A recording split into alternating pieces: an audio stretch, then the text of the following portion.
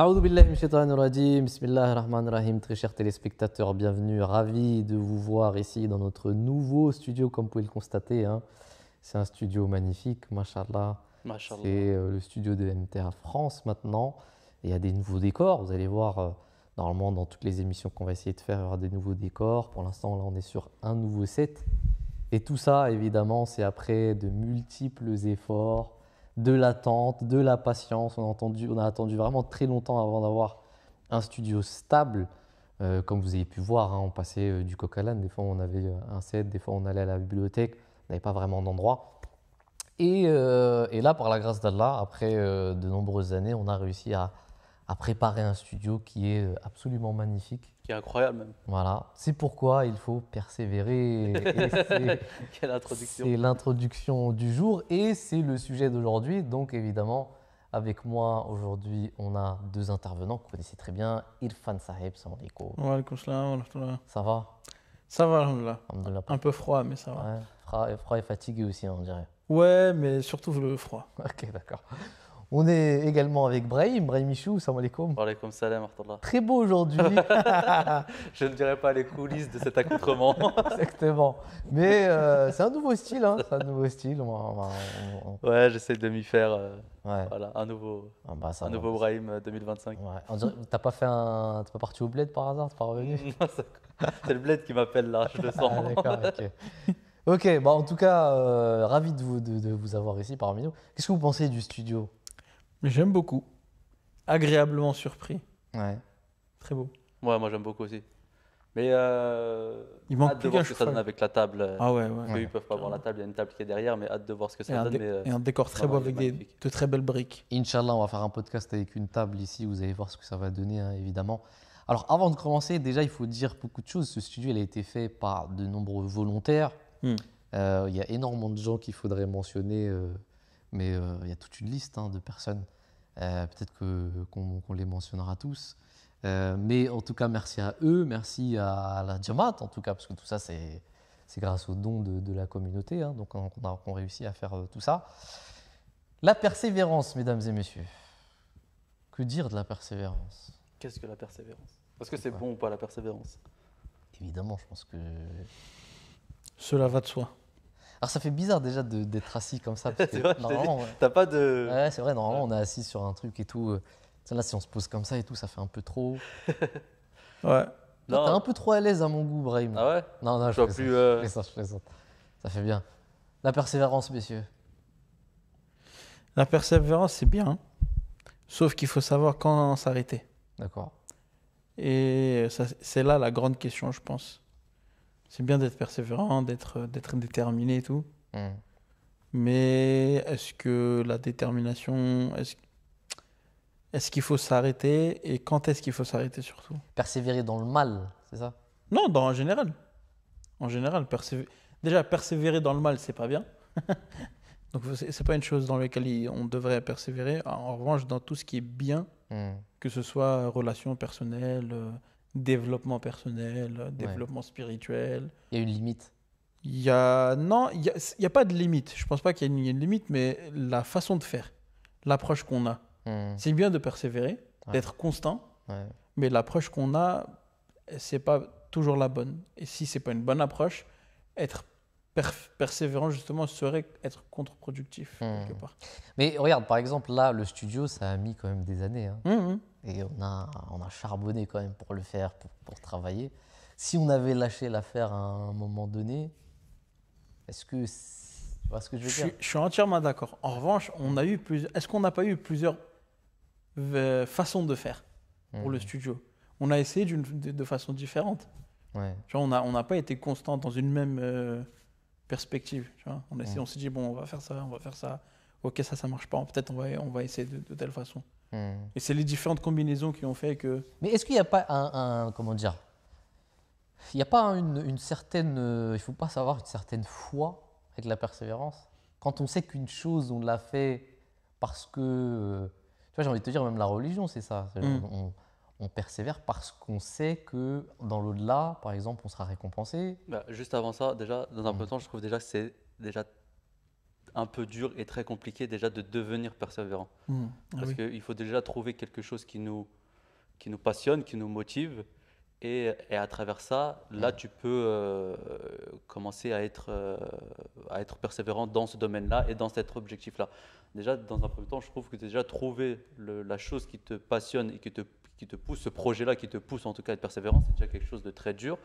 Et la limite justement à ne pas atteindre, c'est que des fois, à trop être persévérant dans quelque chose, et ben, des fois tu peux finir par soit t'oublier toi-même, ou soit tu peux finir par oublier tous les autres projets qu'il y a autour et même ton entourage, etc. Par exemple, toi, le studio, vous avez été, même bien avant que moi j'arrive, vous étiez déjà persévérant pour l'avoir le nouveau studio, mais vous n'avez pas oublié tout ce qu'il y avait autour. Il y avait toujours eu des projets OK, donc ça, vous avez su le mettre de côté. En fait, vous avez su être persévérant quand il le fallait. Et ça, je trouve que c'est plus important à mettre en place que être toujours persévérant dans quelque chose et en oublier tout le côté qu'il y a. Ouais, on parle souvent de istikama aussi dans la religion. Ouais, Istikama, c'est la persévérance, c'est d'accord. ça. Qu'est-ce qu'il dit? C'est quoi le verset quand on parle de quoi? Je ne l'ai pas en tête. Istaqamu, quelque chose? Non, il y a pas, c'est pas ça, c'est un autre. Allazina tatanazzalu alayhimul malaika, que les anges descendent sur. En fait, je crois que la persévérance est liée aussi à ça, non? Alors, oui, attends, laisse-moi reprendre le verset. Moi aussi, je ne l'ai pas en tête. Je ne sais pas pourquoi là, on a un trou là. C'est à cause du nouveau studio. C'est ça, le temps de se mettre bien à l'aise. qalu rabbuna Allahi Rabbunallah, ouais. Summa istaqamu. thumma istaqamu tatanazzalu alayhimul malaikatu alla takhafu wa la tahzanu. Donc les personnes qui disent que notre Seigneur est Allah, ils sont persévérants. Les anges d'Allah descendent sur eux et ils n'auront ni crainte ni affliction. Mais là, on parle de la foi, on est d'accord? Oui, là, on parle de la foi, on ne parle pas des choses mondaines. Ok. Par exemple, si on est dans un projet, je lance un business, que je vois que ça ne marche pas. Première année, ça ne marche pas. Deuxième année, ça ne marche pas. Est-ce qu'il faut que je continue? Est-ce qu'il faut que je m'arrête? Mais c'est ça, c'est l'approche. Je parlais de l'approche tout à l'heure. Je pense que c'est l'approche qui est. Si ça ne marche pas, c'est que peut-être ton approche, elle n'est pas bonne. Tu vois, si tu as un produit à vendre, mais tu ne le vends pas correctement, il y a des façons différentes de le faire. Tu vois, c'est de la communication, c'est de la publicité, de dire, ouais, bon, bah voilà, ce qui nous démarque, nous, c'est tel truc. C'est la sécurité, c'est l'écologie. Ça, c'est des arguments. Si tu touches, par exemple, un truc qui est, bon, bah nous, on est écologique, et que dans le milieu où tu es, les gens, ils s'en fichent de l'écologie, ça va pas marcher. Par contre, si là où tu es, on parle de sécurité, cybersécurité, tu dis, bah voilà, notre produit, il est super safe. Là, les gens, ils vont t'entendre. Mais moi, la question que je veux poser, c'est à quel moment... Alors, admettons qu'il y a quelqu'un qui s'est lancé dans un projet. Il voit que ça ne marche pas trop, tu vois, et il arrête pour faire autre chose. Et là où il va pour faire autre chose, il réussit. Donc, il se dit, mais j'ai bien fait de ne pas persévérer dans mon premier projet. Ouais. Parce que, tu vois, c'est... Mais la personne continue d'être persévérante, justement. Mais regardez, à contrario, une personne qui foire dans un projet, qui continue dans un autre, puis qui foire quand même, j'aurais dû repartir dans mon... Non, j'aurais dû continuer dans le premier et continuer. Voilà. Et c'est ça qui est dur, en fait, c'est... Si je parle en tant que croyant et tout, c'est essayer de comprendre à partir de quel moment Dieu nous dit ce qu'on va traverser là, ça va être juste une épreuve dans notre cheminement ou c'est quelque chose qui n'est pas fait pour toi. Et ça, je trouve, c'est la chose la plus compliquée parce que comment dire? Parce que comme tu as dit, tu vas vouloir avoir un projet et tu vas te donner à fond. Et ça se trouve que les obstacles que tu vas avoir, ça ne va pas marcher la première, ni la deuxième, ni la troisième, mais ça risque de marcher à la cinquième. Mais toi, tu n'as pas cette connaissance-là. Donc, comment tu te dis à un moment donné, cette chose n'est pas faite pour moi, ou cette chose, elle est faite pour moi, mais sûrement d'une autre manière ou d'un autre moment. Tu vois ce que je veux dire? Je pense que la persévérance, c'est surtout un état d'esprit. Ok. C'est un état d'esprit, c'est une marque de fabrique chez l'homme. Si tu es persévérant, si tu es déterminé ou tu ne l'es pas, il y a des degrés de persévérance. Mais si tu l'es, de toute façon, l'homme est malléable. Il se fond dans la masse là où il est. Tu vois? Et par exemple, je donne l'exemple de mon père. Mon père, avant, il était électricien. bon, à cause de l'âge et tout, il ne pouvait plus continuer parce que c'est chaud. Il a lâché ça, il a commencé à faire VTC. On lui passe le salam d'ailleurs. Hein. Ouais, s'il regarde l'émission. Il va la regarder, Inch'Allah. Mais il a toujours persévéré, tu vois. Mais je pense que vraiment la question centrale, c'est le fait de faire des efforts. Après, comment les faire, dans quoi les faire, ça c'est la question à 1 million d'euros, tu vois. Tout le monde se pose cette question. Ouais, mais moi je persévère. Vas-y, ne serait-ce qu'on prend le domaine spirituel. On est persévérant, nous, dans notre foi, dans notre idéologie. Mais les autres aussi, les chrétiens aussi, les hindous aussi. Les bouddhistes aussi. Tout le monde. Ouais, ils sont persévérants. Les hindous, ils font des trucs de fou. Tu sais, ils ont la main levée comme ça pendant je sais pas combien de temps et tout. C'est persévérant. Mais au final, ça sert à quoi t'as des gens, ils font des tonneaux et ils vont de chez eux jusqu'au temple de machin, tu vois. Franchement, ils ont un niveau, c'est remarquable. Mais qu'est-ce que ça leur apporte, ce truc-là? Et ça, le Messie premier, il en a parlé aussi. Il a dit, c'est bien d'être persévérant. Mais qu'est-ce que cette chose vous a apporté? Quelle réforme spirituelle vous a donné? Ça vous a peut-être instillé en vous une discipline, ce qui est très bien. Mais il faut mettre cette discipline dans un bon conduit. Hein? Qu'est-ce que ça va vous apporter, ce truc? Tout dépend de l'objectif que tu as derrière de cette persévérance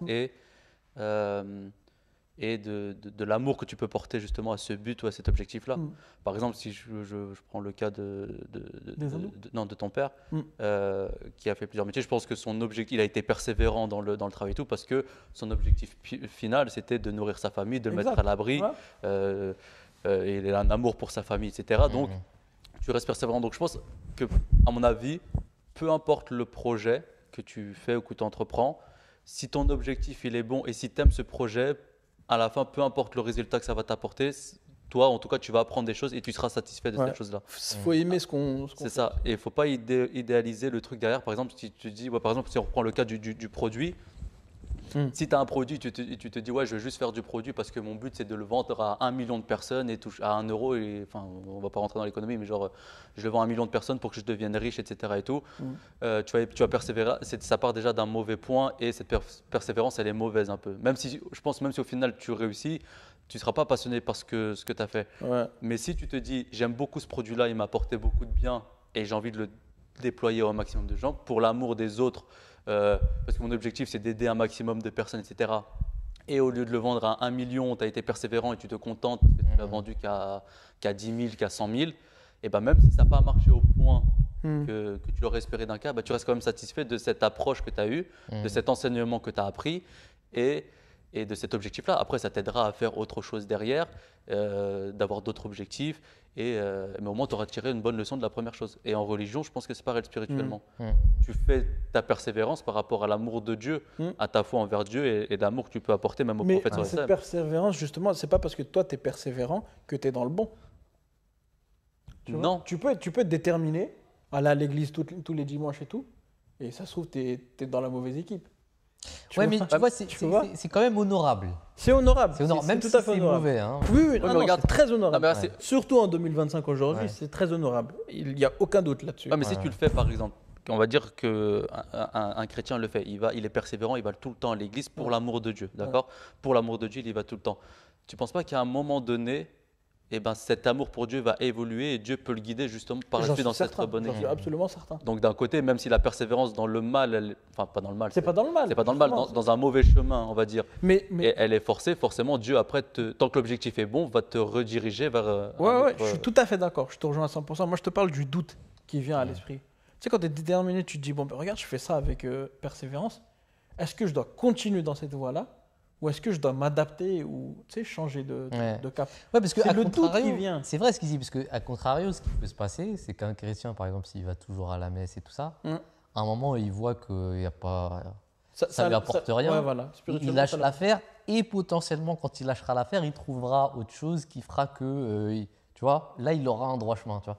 Donc en fait, c'est une histoire cette persévérance du début qui l'a mené à l'autre chemin. Ça me fait penser à une… S'il n'aurait pas été persévérant à être à fond tout le temps à l'église et être quelque chose… c'est vrai. Il aurait… Donc, ça me fait penser à ce qu'il dit, une anecdote qui est très belle. C'est une anecdote justement d'un hindou. C'était deux voisins, l'histoire de deux voisins, un hindou et un musulman. Le musulman, l'hindou avait l'habitude de donner des graines à des oiseaux. Il y avait des oiseaux qui venaient, ils donnaient des graines, ils les nourrissaient et tout. Pour lui, c'était une bonne action. Il le faisait parce que c'était une bonne action. Le voisin musulman a dit, ah, mais toi, ça sert à rien, toi, t'es voué à l'enfer. T'es un associateur et tout, tes bonnes actions, elles sont nulles, ça sert à rien et tout. Et l'année d'après, ce musulman a vu cet hindou-là, pendant que lui était en train de faire le pèlerinage, il a croisé cet hindou-là. Et l'hindou, il a dit, tu te souviens de l'action que je faisais? C'est cette action qui a fait que Dieu m'a ouvert la voie et qu'il m'a montré le droit chemin. Donc pour dire que tous les efforts qu'on fait ne vont pas en vain. Ne vont pas en vain. Ah, c'est pour ça que je suis certain qu'une personne, bon, nous on dit que l'islam est la vraie religion, etc. On est ouvert au débat, pas de problème. Mais une personne, si elle va à la messe ou ailleurs et elle est persévérante, je suis certain que Dieu va la guider. Ouais, c'est comme le hadith du Saint-Frère sallam qui dit, je crois qu'il y a un compagnon qui est venu le voir pour lui dire, Ya Rasulallah, moi avant l'islam, je faisais beaucoup de sadaqa, je faisais beaucoup de charité, est-ce que ces actions étaient en vain? Et le Saint-Frère sallam a dit non, c'est à cause de ça que tu es devenu musulman en fait. Donc ouais, je suis tout à fait d'accord, mais c'est le doute, tu vois, tu dis, est-ce que je continue là ou est-ce que je m'adapte? Justement, le doute vient...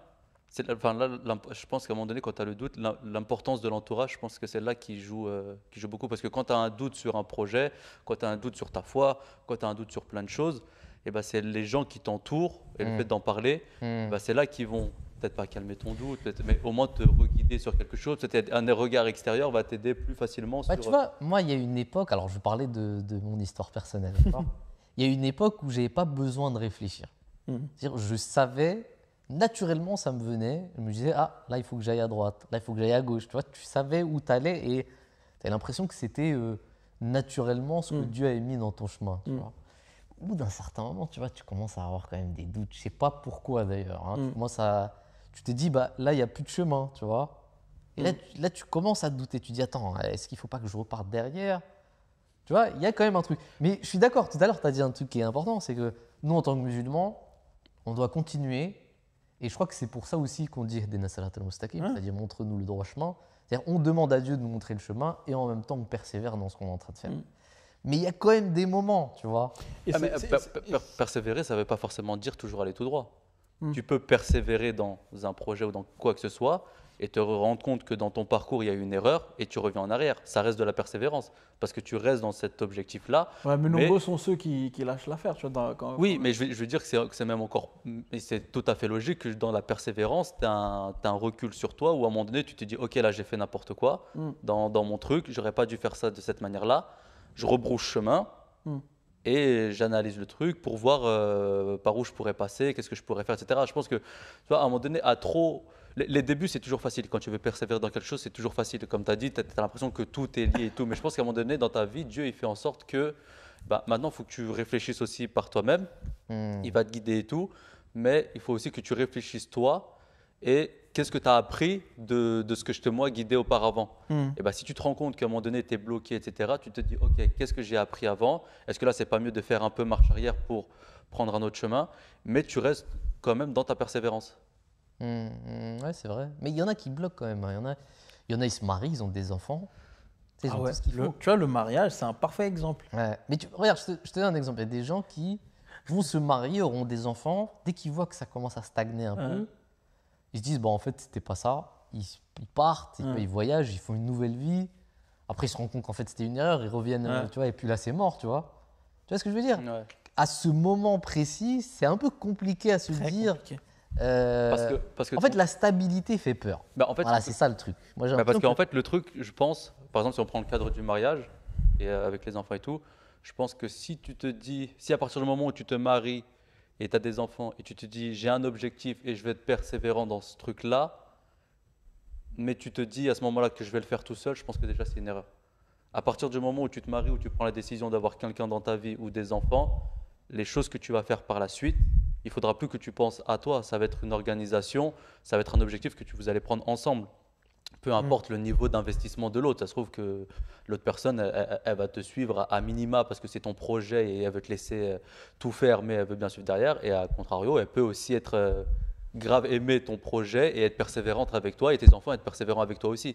Donc, ça se trouve que si on reprend l'exemple là, tu te maries, etc. et tu te dis, ah ouais, peut-être que j'ai fait une erreur, c'est trop calme et tout. J'aimerais bien voyager et découvrir plein de choses que j'ai pas pu faire avant. Mais qui t'en empêche de le faire avec ta partenaire ou avec tes enfants? Mais c'est pas plus ça dur, c'est plus une organisation. Est-ce que c'est la bonne? C'est ça le doute qui vient. Ah, si tu penses par rapport au... C'est pas le voyage en soi. Ah, moi je peux pensais que tu voyager, parlais par rapport au genre, si une fois qu'il a fait sa vie, il se rend compte qu'il avait d'autres choses à côté. Et en plus, on est dans une ère où il y a trop ce. Il y a trop ce truc. Tu sors dans la rue, ça y est. Mais c'est parce qu'on s'est fait carotte dans le sens où on croit avoir l'option, on croit avoir mille et une options. C'est ce que les gens font. Ouais. Tu vois, il y a plein de femmes divorcent et tout parce que oui, c'est trop plat, tu sais, c'est trop plat, c'est trop nanana. Quand elles sont divorcées, elles se disent ah ouais, franchement, là, je suis obligé de me supporter moi-même, je dois travailler, je dois payer le loyer, je dois faire ça. C'était bien avant. Et pareil pour les hommes. Et les hommes, s'ils divorcent, ils se disent ouais, bon, ben, c'était trop plat, c'était trop ennuyant. C'est et ça. Quand ils voient de l'autre côté que l'herbe n'est pas si verte au final. Mais c'est ça, je pense que c'est à partir du moment où l'homme il commence à faire face à l'inconfort. Parce qu'avant ça, il est dans un confort. C'est-à-dire quand tu n'es pas marié, tu fais ce que tu veux, il t'arrive quelque chose, et ça ne regarde que toi. Tu vois. Mais quand tu as des enfants, là tu as des responsabilités. Ah ouais, tu te dis, s'il m'arrive un truc, c'est chaud pour eux. Il y a tout un truc derrière. Là, tu es dans un inconfort constant, tu commences à être un peu stressé. Tu te dis, mais j'étais mieux avant. J'avais pas de poids, j'avais pas ci, et puis tu vois ce que je veux dire, j'ai l'impression que c'est aussi l'inconfort qui fait ça. Alors que la persévérance aussi, c'est aussi bien dans les bons moments que dans les mauvais. Tu vois. Mais il faut à chaque fois renouveler justement. Si tu te dis ouais, avant c'était mieux comme ça, là maintenant c'est plus galère parce que je dois m'occuper de ça, je dois m'occuper des enfants et tout. Bah, à un moment donné, il faut que tu prennes le bon côté de la chose, que tu reviennes du pourquoi tu as voulu faire une famille, pourquoi tu as voulu faire ça. Exact. Ça revient en toi. Maintenant que tu as une famille, c'est une charge que tu as. Maintenant, il faut prendre le bon côté et voir tout ce que ça peut t'apporter. Donc, tu vas être persévérant d'une autre manière, dans d'autres objectifs qui t'aideront à subvenir par rapport à la famille. Et si on revient par rapport au mariage, après, certes, on est une génération où aussi les divorces, c'est assez facile, etc. Mais rien ne t'empêche aussi de te remarier. Non, non. Non, mais je veux dire de parler avec la personne, de comprendre pourquoi. Lui, il est strictement monogame. Lui, il est... Frérot, je t'ai dit, j'aime tellement avoir mes moments à moi, que rien que déjà, juste de penser que si tu rajoutes quelque chose d'autre dans mon emploi, c'est pas possible. Déjà une, alhamdoulilah. Mais ouais, non, je veux dire, il y a tout un process de parler avec la personne, peut-être la personne elle peut évoluer, toi aussi tu peux peut-être évoluer, peut-être c'est toi le fautif. Enfin, il y a tout un truc à mettre en place. Et je pense qu'on n'est pas. En fait, c'est pas qu'on est persévérant, c'est qu'on veut trop la chose tout de suite. C'est qu'on manque de patience. Parce que dans la persévérance, tu as forcément le côté quand qui vient. Comme quand on reprend l'exemple du studio, tu as forcément ce côté-là qui vient. Et si tu es trop impatient, et ben en fait, ta persévérance, en fait, elle cherche à rien. T'es même pas vraiment persévérant dans le truc, quoi. T'as dit un bon truc, c'est le fait de revenir en arrière, tu vois, de dire pourquoi est-ce que tu as commencé tel truc, tel projet-là. Ça, c'est important, je pense. Et je pense que, en tout cas, dans la vie d'un croyant, le croyant doit avoir la perspective que la vie est un passage. C'est un passage qu'on a sur Terre. Et que quoi qu'il arrive, de toute façon, si on se marie, si on fait ça, si on a des enfants, si on n'en a pas, si on a un taf qui est stable, si on est riche, si on ne l'est pas, si on voyage, si on ne voyage pas, toutes ces choses sont des composants de la vie, mais qui ne sont au final pas très importants. Dans le sens où ça t'impacte, certes, mais tu ne vas pas camper ici, en fait, tu vois. On n'est pas là on n'est pas supposé être là des millénaires, tu vois. On a une espérance de vie de 80 ans, 70, 80, 90 ans. Après, on part de l'autre côté, tu vois.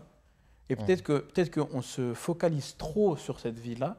Mais moi, j'ai envie de te dire le contraire. C'est-à-dire qu'une personne qui a cette logique se dit souvent, il faut que je profite au maximum.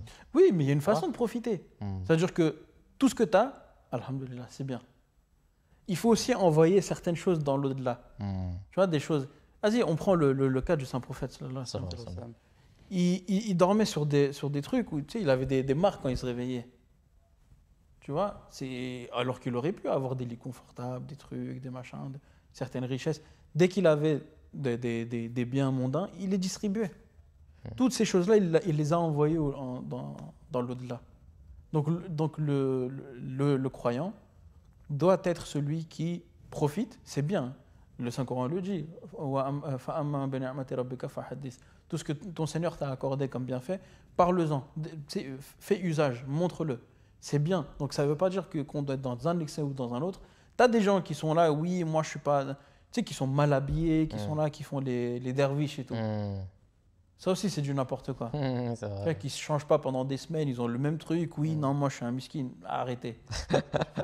Non, mais c'est vrai. Ouais, c'est vrai. Arrêtez. C'est vrai. Faut pas être dans le cinéma en fait. C'est ça. Si ton Seigneur t'a accordé certaines choses, c'est bien.